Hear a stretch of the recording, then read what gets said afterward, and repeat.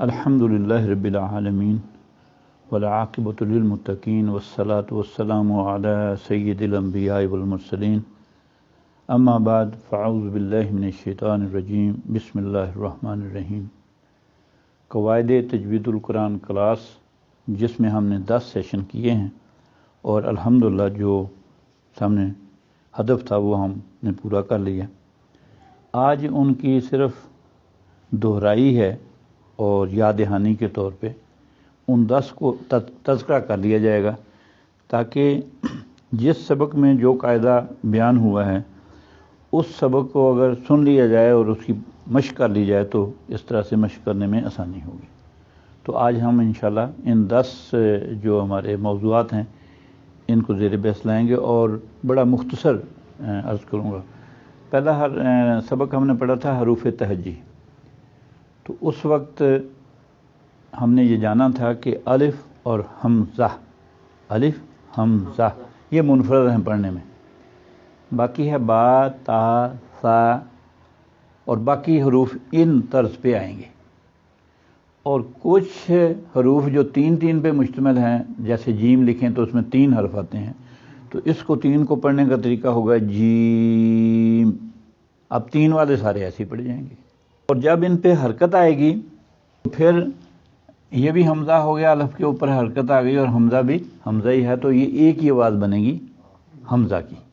تو اس طرح سے 2 حروف کی جب ایک آواز بن گئی تو یہ آوازیں 28 ہو گئی۔ تو اگر حروف گنیں تو یہ چونکہ 2 ہیں تو حروف ہوئے 29 اور آوازیں ہوگی 28۔ حروف مدہ ہم نے یہ جانا تھا کہ الف یا اور واو کسی حرف کی حرکت کی آواز کو، حرف کی آواز کو لمبا کرنے کے لیے آتے ہیں، اور یہ حروف مدہ کہلاتے ہیں اس وقت جب الف سے پہلے والے حرف پہ زبر ہو، یا سے پہلے والے حرف پہ زیر ہو اور واو سے پہلے والے حرف پہ پیش ہو، تو وہ پچھلے اپنے حرف کی آواز کو لمبا کر دیتے ہیں۔ اس کو مد اصلی کہتے ہیں۔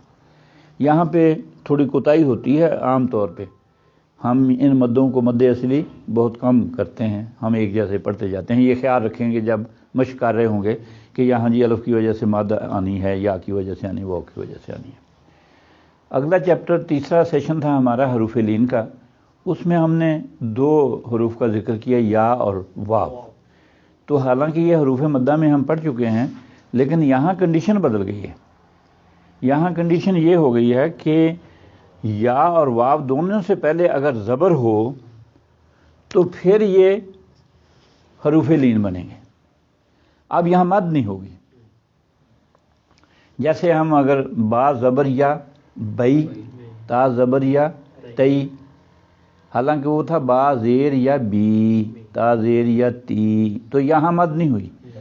وہ تھا با پیش واو بو حروف مدہ میں، تا پیش واو تو، اور یہاں ہو گیا با زبر و بو، تو یہاں لمبا نہیں ہوا، یہاں لمبا نہیں کرنا چاہیے جائے کہ آگے مد کا کچھ سبب آ جائے تو پھر یہ حروف مدہ کی طرح ہی پڑھے جائیں گے۔ جب سبب آ جائے گا مد کا پھر ان کو لمبا کیا جائے گا، وہ اگلے چیپٹر میں جا کے انشاءاللہ واضح ہو جائے گا۔ چوتھی نشست تھی ہماری حروف قلقلہ کی، یہ 5 ہیں اور ان کا مجموع ہے کتب و جدن، قاف تا با جیم دال۔ شرط یہ ہے کہ یہ ساکن ہوں، ان پہ کوئی حرکت نہ ہو، تب ان پہ قلقلہ ہوگا، چاہے وہ پہلے سے ہی ساکن ہوں یا وقف کی وجہ سے ہم انہیں ساکن کر دیں تو وہاں قلقلہ ادا کرنا ہوگا۔ 5ویں چیپٹر میں ہم نے یہ جانا تھا نشست میں کہ تنوین کیا ہوتی ہے۔ تو 2 زبر، 2 زیر، 2 پیش اگر کسی حرف پہ آ جائیں تو وہاں نون کی آواز آتی ہے، اسے تنوین کہتے ہیں، اور اگر اکیلا نون آ جائے اور اس سے پیچھے والے حرف پہ زبر زیر پیش ہو تو تب بھی نون ہی کی آواز آتی ہے، اسے نون ساکن کہتے ہیں۔ تو یہ دونوں چونکہ آوازیں یکساں ہیں، نون اور تنوین کی اور نون ساکن کی آوازیں ایک جیسی ہیں، لہٰذا ان کے قواعد بھی ایک جیسے ہیں۔ وہ ہم نے 4 قاعدے پڑھے تھے سیشن 6 میں۔ وہ پڑھا تھا اظہار، ادغام، اخفاء، اقلاب۔ تو جلدی سے دہرا لیتے ہیں۔ اظہار وہاں ہوگا جہاں آگے حروف حلقی میں سے 6 میں سے کوئی آ جائے۔ ادغام وہاں ہوگا جہاں یرملون کے 6 حروف میں سے آ جائے، اس کی نشانی یہ ہوگی کہ ان پہ شد بھی ہوگی، وہاں ادغام ہوگا. اب کچھ میں بلا گنہ کچھ میں غنہ کے ساتھ ہوگا، وہ اپنے اصل سیشن میں اس کی تفصیل موجود ہے. اخفاء ہم کہتے ہیں ناک میں چھپانے کو، اور اس کے حروف چونکہ زیادہ ہیں ہم نے ان کو یاد کرنے کی کوشش نہیں کی. ہم نے 6 حروف ہلکی یاد کیے اور 6 یرمرون والے یاد کیے. پھر ہم نے اقلاب پڑھا تھا کہ اگر تنوین یا نون ساکن کے بعد با آ جائے تو وہاں نون کی آواز میم میں بدلے گی. یہ اقلاب تھا. یہ 13 حروف نکال دیں تو باقی جتنے بچے 28 میں سے 29 میں سے وہ حروف اخفاء ہیں، وہاں اخفاء ہوگا. حروف مستعلیہ، ایسے حروف جن کو ادا کرتے ہوئے زبان جو ہے نا تالو کی طرف اٹھے. استعلاء کہتے ہیں اوپر اٹھنے کو. زبان اوپر جائے گی تو یہ خا اور صاد اور واد اور غین طا اس طرح سے ادا ہوگا. یہ پر حروف ہیں، ان کا مجموعہ ہے خصہ زاغتن کس. اب اس میں کوئی معنی نہیں بنتا، نہ کوئی اس یاد کرنے کے لیے خصہ زاغتن قز. تو اسی طرح سے تجوید کی کتابوں میں لوگوں نے لکھا ہوا ہے ساتھ، ورنہ آدمی بھول جاتا ہے. تو یاد رکھنے کے لیے یہ 7 حروف ہیں جن کو پور پڑھنا ہے، اور پڑھنے کا طریقہ یہ ہوگا کہ زبان تالو کی طرف اٹھے گی تو پڑھے جائیں گے. اب آ جائیں 8ویں سیشن پہ. اس میں ہم نے پڑھا تھا کہ مد کے اسباب کتنے ہیں، جو ہمیں جگہ جگہ مدیں چھوٹی مد یا بڑی مد لکھی ہوئی نظر آتی ہے. تو ہم نے اس پہ غور کیا تھا کہ اس کے 2 ہی سبب ہیں. یا تو یہ مد سکون کی وجہ سے آتی ہے، اور سکون ہو حروف مدہ کے بعد، یا سکون ہو ان حروف لین کے بعد. میں نے کہا تھا کہ اگر سبب ہوگا تو حروف لین اور مدہ کا فنکشن ایک جیسے ہوگا. اب وہ سبب یہ آ گیا کہ حروف لین یا مدہ، حروف مدہ یا حروف لین کے بعد اگر سکون ہو یا ہم ساکن اسے کر دیں. مثال اس کی من خوف سورہ قریش میں. اب وہ حالانکہ وہ خو ہے، خا زبر وہ خو، لیکن خو کو ہم نے خوف کیوں پڑھا؟ فا کو ساکن کرنے کی وجہ سے. تو جب سبب مد آ جائے تو پھر حرف لین اور مدہ ایک جیسا ہی پڑھے جاتے ہیں، ان کا ایک ہی جیسا طرز عمل ہوتا ہے. دوسرا مد کا سبب ہے حمزہ.